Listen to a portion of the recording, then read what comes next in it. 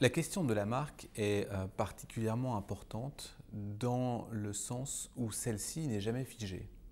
Plus exactement, la marque est en permanence en train de bouger, en train d'évoluer, en train d'être modifiée, en train d'être challengée, en train d'être parfois critiquée, parfois adulée, parfois être dans un rapport de relation extrêmement fort avec ses clients.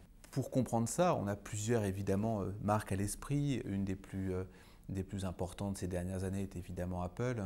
Apple est intéressant parce que n'a pas toujours été la marque aussi populaire que l'on a aujourd'hui. Et personne n'aurait pu penser, il y a une dizaine d'années de ça, que Apple allait être quasiment dans toutes les mains, et aussi bien auprès des personnes âgées que des personnes très jeunes, alors qu'historiquement, Apple est plutôt un groupe, et plutôt auprès de certaines personnes qui sont extrêmement fidèles à la marque. Avoir créé un club, c'était plutôt pour des musiciens, plutôt pour des architectes, plutôt pour des personnes dans le domaine de l'art qui vont s'approprier cette marque Apple.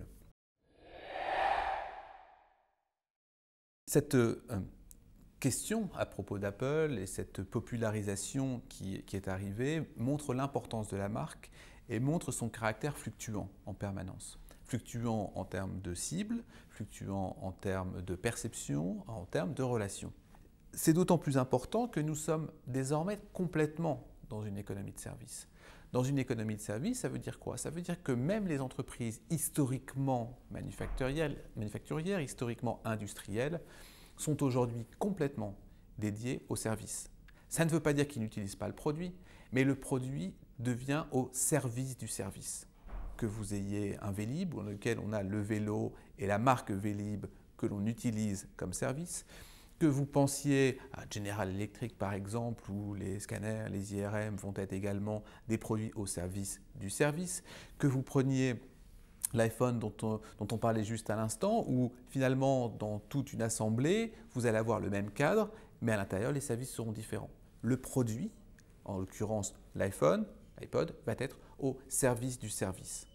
Ça veut dire quoi? Ça veut dire que lorsque l'on a une relation si intime, si croisée avec ces individus, la marque devient en quelque sorte ma propriété.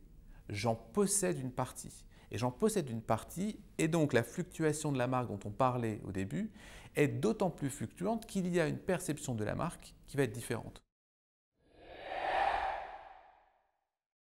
Il faut désormais que l'on dépasse ce cadre des fameux 4P du marketing mix. Évidemment, ils sont toujours fondamentaux, le prix, le produit, place en termes de canal de distribution et promotion en termes de publicité. Mais à cela doit être ajouté et compris trois autres dimensions fondamentales. Les people, l'environnement physique et bien évidemment le process. C'est bien cette organisation-là, les quatre éléments du mix et les trois autres, qui font que la marque se construit.